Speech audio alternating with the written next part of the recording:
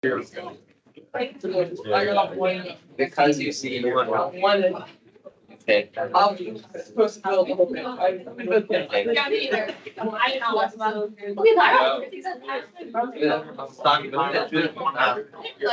The quality of the message. Wow. I know. Like you put it in. Bro got out of that kid. Yeah. Wow. I know. If I don't, yeah.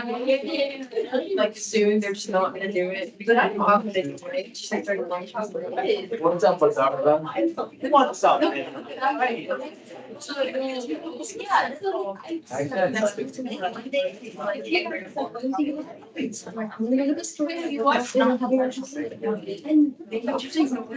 Seven best.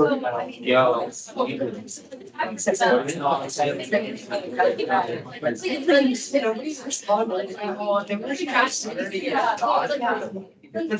It's a book. Yes, it's the best one. On God. On God. On God. The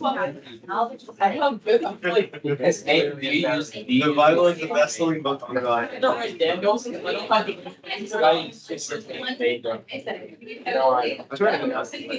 Do you keep a pocket? Thank you. He definitely does. No, I remember a mini. You go back. One of those five. Right into the letters. Yeah, yeah. Oh, they know. Yeah. You have to leave it there. I've been to like so many. Every time. At least every every married. No, I've been. Yeah. Name one ocean property that doesn't. Married in Amsterdam. Married is not a. Just sit there. I haven't been in that. I've been in a ton of. Yeah, about 12. I have it's there. It's their company. Actually, Real. Trying out real podcast. All right, if you can turn to page 7 in your packet. What page is this? 7?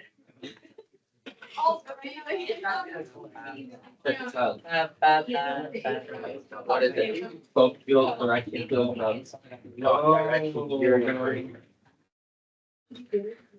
to Back. I don't know what that was supposed to be. All right, I don't know what you're.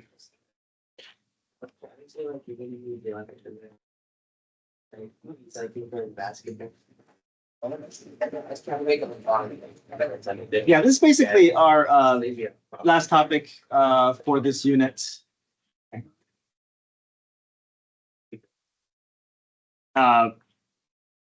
So slope fields, let me just read through the notes here. So slope fields is a graphical approach to look at the solutions of a differential equation. So basically, it's going to allow us to look at what the graph looks like of the derivative.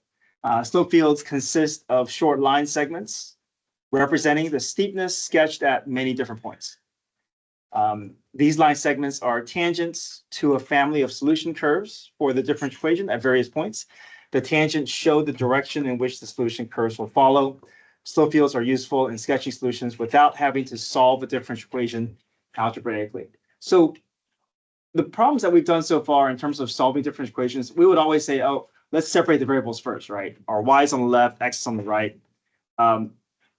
But the ones that we're working with in terms of solving differential equations are ones that have a solution, or we have a method to get to our answer. But not every equation is going to be allows us to separate the variables. So we're only solving for ones that we can do, and the ones that we can't do, when calculus or when we don't have a procedure to find the antiderivative because we don't have the rules to do it, we can use slope fields. So slope fields allows us to look at the solution even if we're unable to get to the solution algebraically. Okay, allows us to look at a picture of the solution graph. But for our purposes, we don't have to worry about creating many of these slope fields. Most of it is interpreting it. But the ones that we do have to create, we only have to create it for a very small portion, just like maybe 6 to 10 points. Okay, so here's how we're going to create this field. We're going to identify the order pairs indicated on the graph. We're going to plug the order pairs into the differential equation. Again, the differential equation is just a derivative. It's just the derivative equation. It's a dy dx equation. Remember, a derivative gives us information about slope, right? If we give it order pair, we can get a slope back in return. Next up, we're going to sketch a short line segment that represents the steepness through the given point, and then we'll repeat that for the remaining order pairs. Okay, we're going to use differential equations to find individual slope segments, creating a slope field, but then we're going to use a solution of the differential equation to match with the shape of the slope field. Okay, I'll talk a little bit more about this when we get to the next page. But here's example one. We're going to sketch a slope field for this differential equation indicated at these 8 points. So just so that we can just be, the order that we list out the order pair is not important, but just so that we can have an easier time matching our answers together, I'm going to write down all these order pairs in this order.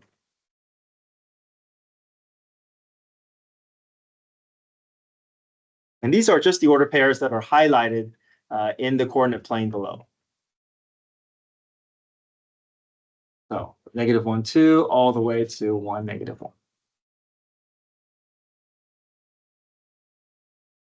So we have our derivative equation, which will give us slope information. So I'm going to insert -1, 2, well, -1 for x, 2 in for y, and -1, 2 is going to be talking about this point here.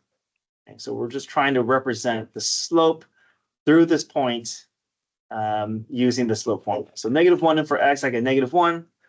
-1 minus 4 is -5. So I want to represent a steepness of -5 through this point. Again, I mean, the important thing is that as long as we can represent a ballpark representation of that slope, it just has to be either a positive slope or a negative slope. You don't have to worry about, oh, wait, how steep is that -5? And will I get points taken off if my graph is not steep enough? It really doesn't matter. As long as you can represent a negative slope, that's good enough. -1, 1 into my derivative. That will give me -1 minus 2. That's -3. So that's going to be through this point. Try my best to sketch what a -3 could look like. Right. -1, 0 in for x and y.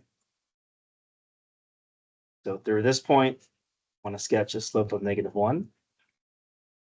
-1, -1 in for x and y. So that's -1 plus 2, which is 1. Now this is a positive slope. I need this to go in this other direction here.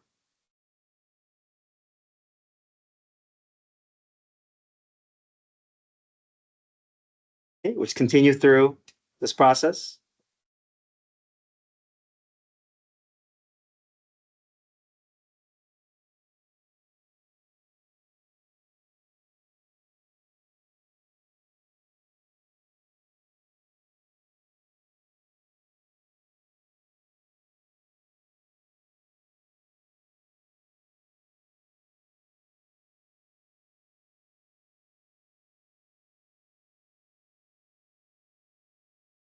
There are two exceptions that I want to talk about,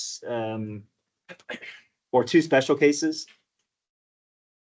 What do you think slope 0 would look like? Like straight up. Yeah, slope 0 would be a flat line. Yeah. Wait, But if I have a slope undefined, let's say I get like 10 over 0 or 8 over 0, you're going to leave your space or leave the order pair empty. And I see some students wanting to do a vertical line, but for us, we just have to know that if it's slope undefined, you leave it empty. Don't do a vertical line. Okay. All right. So I think all positive, negative slopes are pretty self-explanatory. It's just I want to make sure we understand 0 we are gonna do a horizontal line, but slope undefined is empty. Okay. All right, so let's try this next derivative equation here.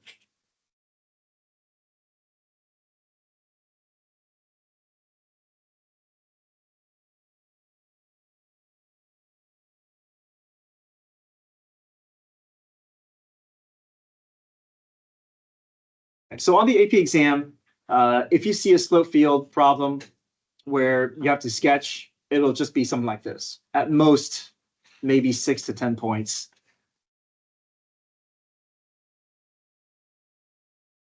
But what's more important is the next page where we have to interpret a slope field that's completely filled out. Okay, but a completely filled out slope field is going to span across hundreds of points, which you're not going to have to worry about creating. The most is maybe 10 points.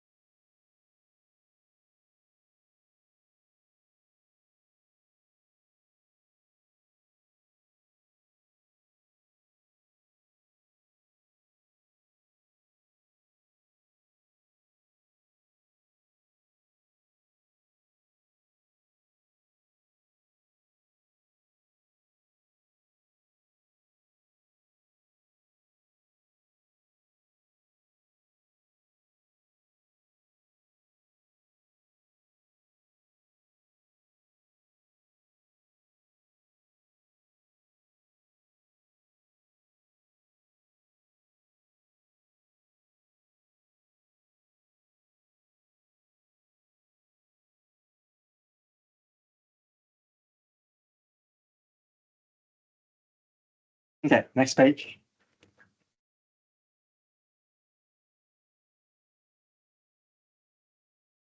If you look at this partially filled out slope field, it's hard to visualize what it's showing us, right? This is not enough points to get a visual feel as to the shape of the graph. And so page 8, you're going to see a better representation of what a completely filled out slope field could look like.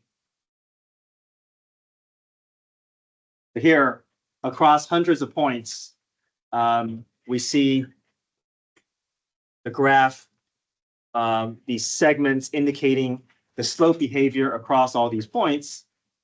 And, we're able to see a bit more clearly what this is kind of showing us, right? And it says, determine the differential equation being graphed by each of the slope fields below, then sketch a solution that passes through the indicated point.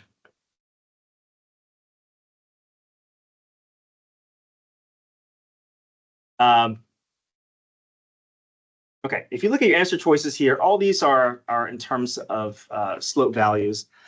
There are 4 things I like to look at to help me narrow down my choices. Is where do I see a collection of positive slopes? Where do I see a collection of negative slopes, maybe cluttered or grouped together? Do I see a place where there's an easy pattern of slope zeros? And then do I see undefined slopes? So do I see a gap in my graph? Sometimes that will help me narrow down my options.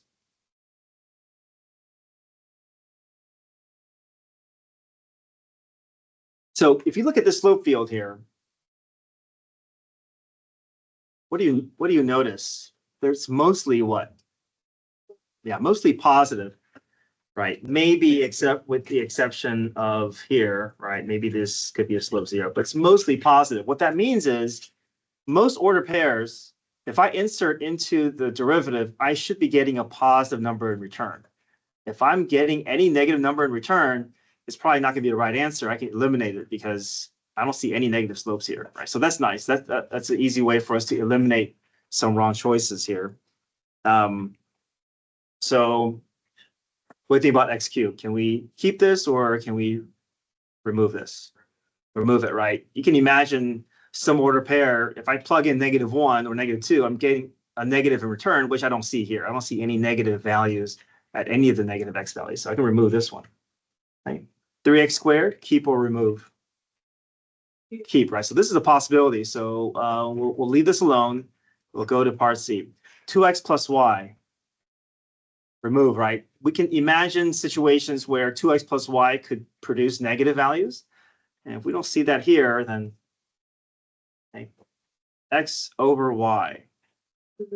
Remove, because if y is in the denominator, it's possible for this to be undefined, right? If it was 10 over 0, we should be getting a bunch of undefined values at when y is 0, but we don't see that. Okay, natural log of x. Remove as well, because we can't have natural log of a negative number, right? If we have natural log of -4, all this, I mean, everything here should be empty, right? We should not have anything that exists here. So that narrows down our choice to just be 3x squared. Now, it's not every time that you can just eliminate all the wrong choices and get to the correct one. Sometimes, but this is the way I like to do it, where I start eliminating the wrong choices. And if I'm down to 2 options, then I may look at some specific order pairs. Okay, what if I plug in 2, 2? This looks like a pretty steep slope. Am I getting a positive steep slope with this one? Am I getting that value as well? And if I can if I can narrow it down to 2, I can look at order pairs to help me eliminate it down to the correct answer choice.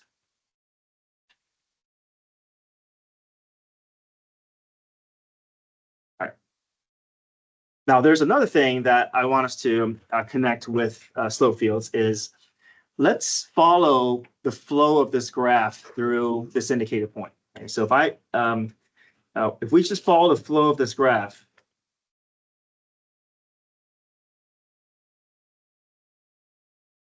what does this look like to you in terms of what family of functions does that look like to you? Yeah, like cubic, right? Cubic function. So this is in that cubic function family, which means that if I were to find the antiderivative of this, this function should match with the overall shape and flow of this graph. So let's see if that's the case. So if I try to solve this differential equation, I'm going to cross multiply, separate my variables.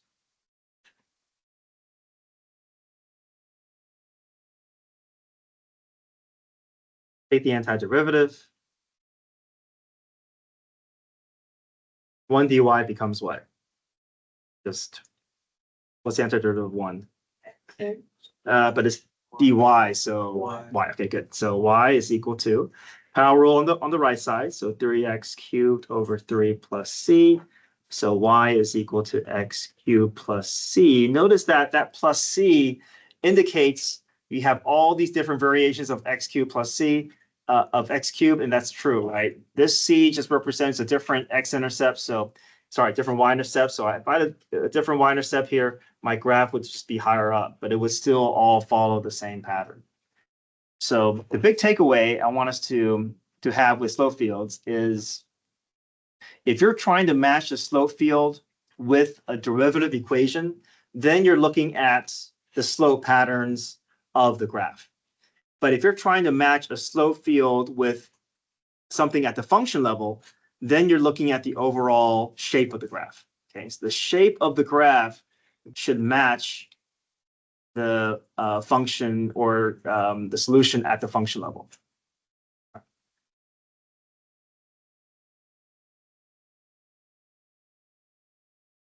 right, let's look at number 3.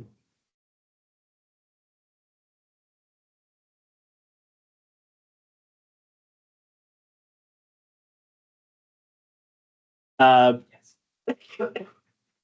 in terms of positive and negative slopes, what do you observe? Yeah, quadrant 1 and 3 are positive.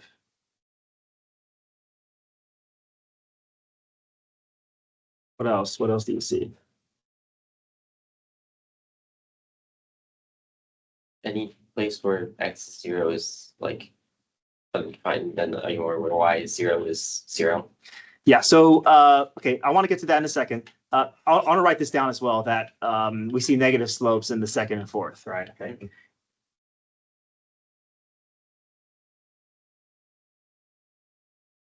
Okay, so now to your point about slope zeros and slope undefined, let me talk about the y-axis here.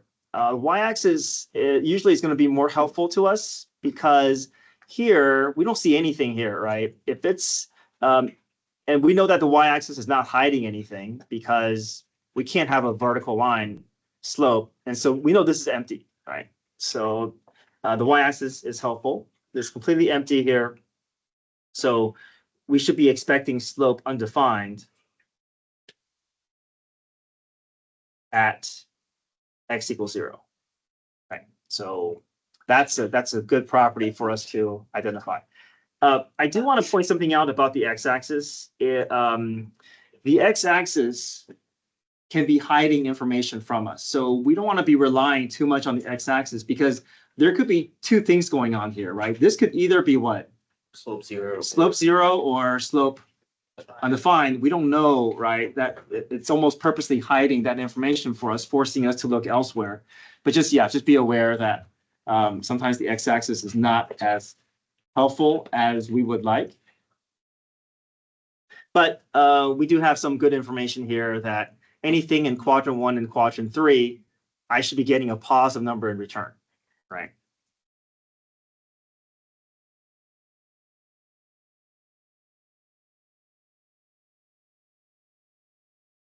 Okay, so option A here, x minus 2.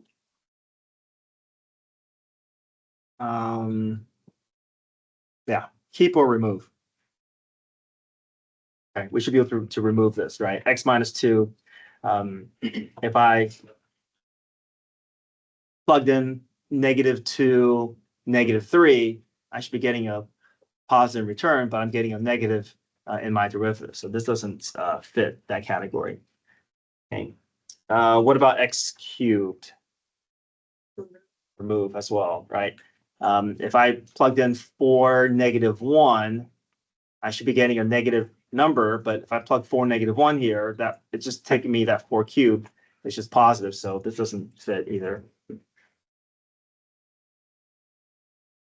Okay, x minus y, that doesn't fit either. We can imagine order pairs in the first quadrant that may be getting a negative in return.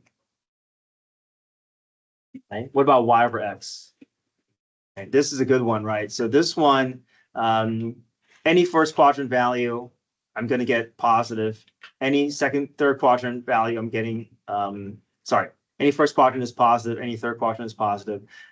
When x is 0, my slope is undefined, and I see that's consistent here. And when y is 0, it's slope 0, and we said that it's one of those two options, right? And it does fit that one of those two options. Okay.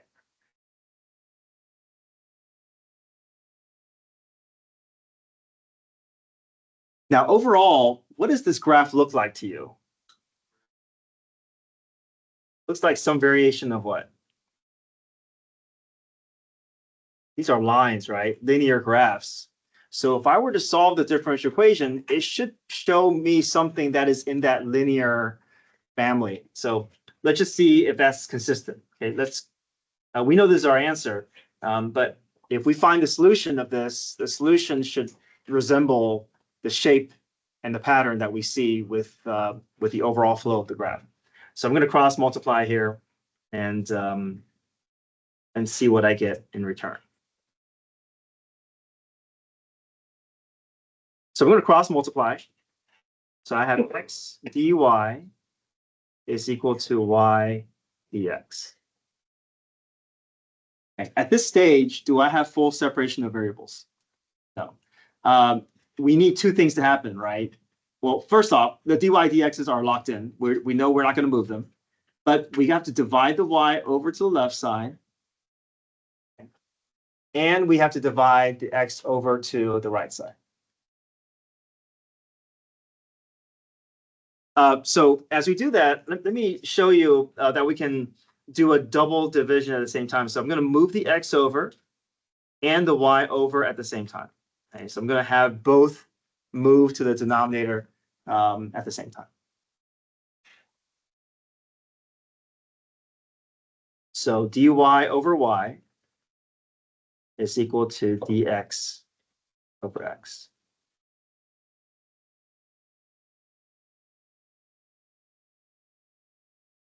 Now, both of these, I can rely on natural log to help me get to my antiderivative. So there's 1 over y dy, this is 1 over x dx. So natural log absolute value of y is equal to natural log absolute value of x plus c. We know if we want to solve for x and y, if something is stuck in natural log, we can raise both sides with e as the base. So this gives us absolute value of y is equal to e to the natural log absolute value of x. I can start separating this. I know that if I have the sum of two exponents, I can break it up into the product of two bases. What do you know about e to the c? This big C, right? And now, what do you know about e to the natural log of x? What can I clean this up to be? Just what's gonna happen with e and natural log? Cancel out. I'm just left with x, right? So it's absolute value of y is equal to c times the absolute value of x. Plus and minus for the y's and x's can be absorbed into the c. So we get y is equal to cx. And if you think about y equals cx, this is a linear equation, right? Could be y equals 2x, y equals 5x, y equals negative 2x. Okay, so we see all the different variations of these linear graphs that's possible depending on that c value, right? It could be a slope of 1/2, could be slope of 3, could be slope of 5. It's all represented here.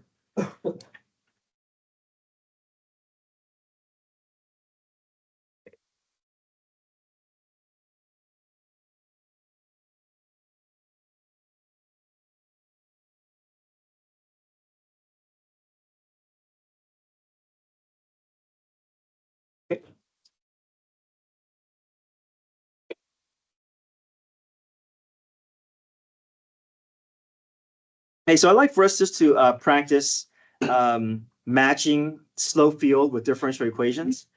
So let's just start on page 11. Some of these are a little bit hard to read. I'm going to write them out more clearly for us here.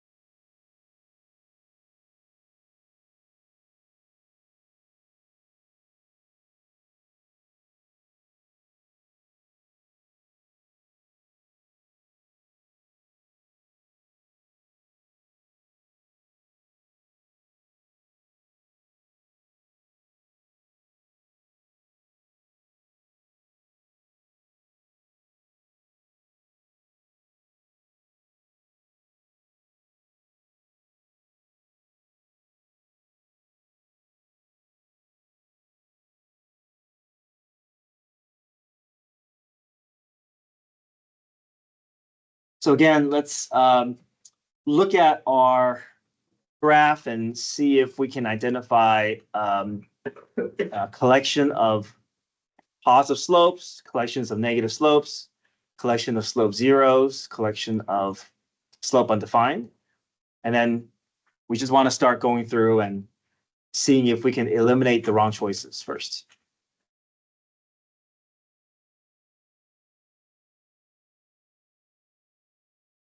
And if we can eliminate all the wrong choices, then great. It's easy to find the right one. But if we can only eliminate down to two choices, that's still fine because we should be able to, from there, look at some specific order pairs, plug in and see if that order pair's slope is matching with our with what we see in on our slope field.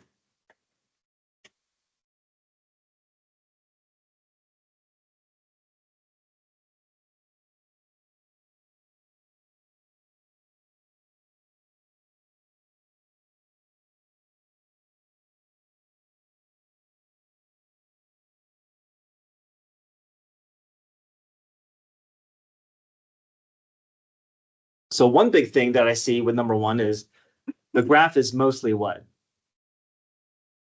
Negative slope, right? Or pretty much all of it negative slope except for the axis. So, there's only one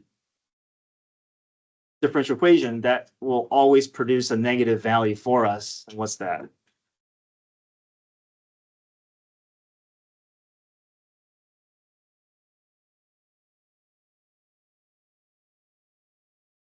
Yeah, D is the only one. You see x squared, y squared, y squared over x squared is always positive, right? And then the negative will force that number to always come out to be negative. Everything else, A, B, and C, there's a possibility of producing a positive number, which we don't see in our slope field.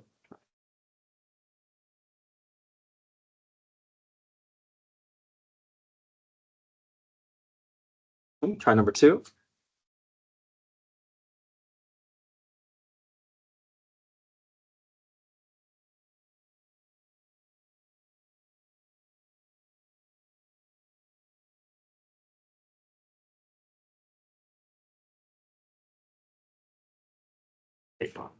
Great, thank you.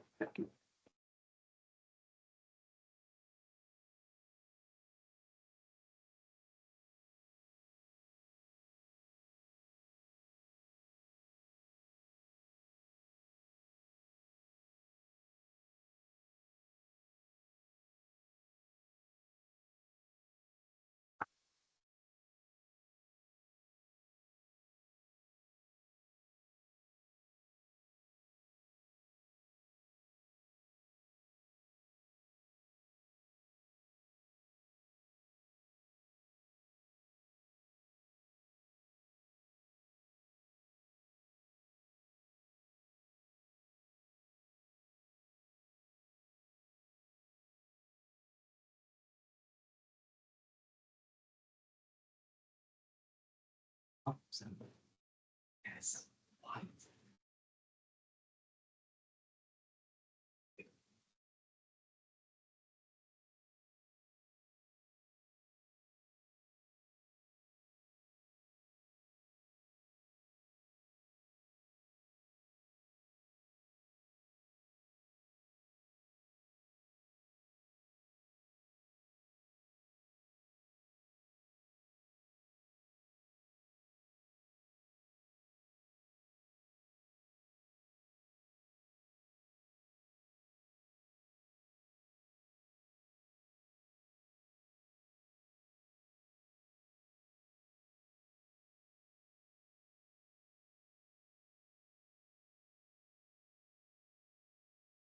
Okay.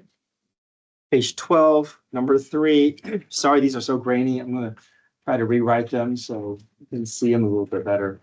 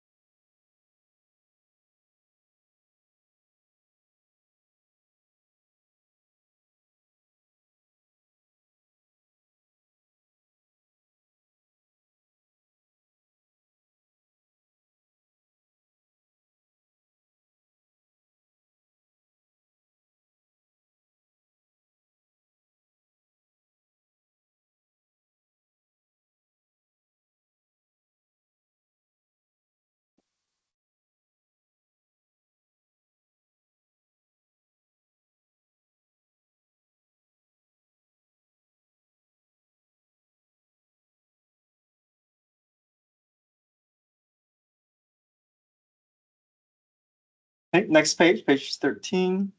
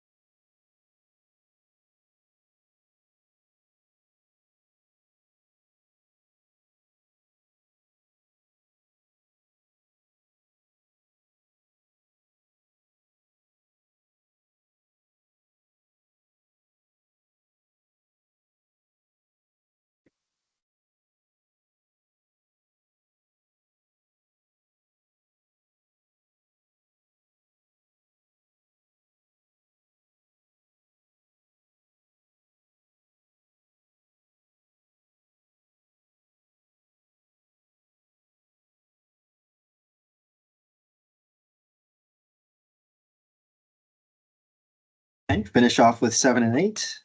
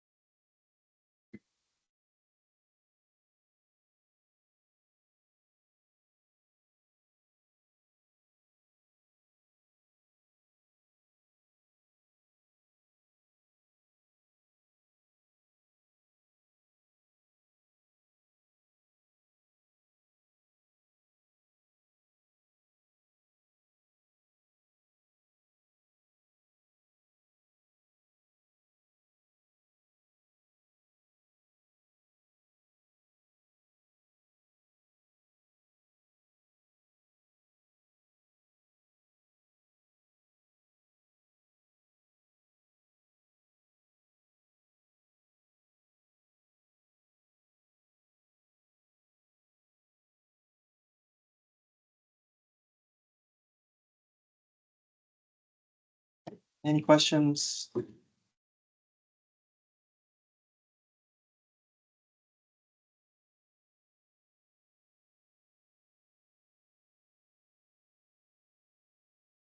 Okay, so your homework is to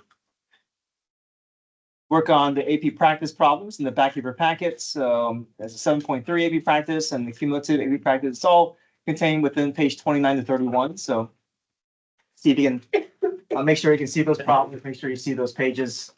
I'll send out reminders this weekend along with a link to the key so you can check your answers.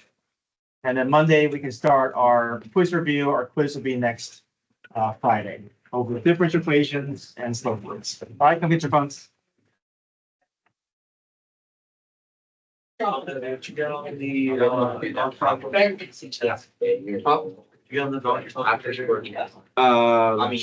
I won't be very well. Okay, do you also think I could read it being like, on your queue? Nine. Not that. But I'm stupid, but like, I'm not. I mean, I'm like, yeah, well, it's not that. It's still going to try to follow. I'm pretty sure it works. I mean, they're both wrong.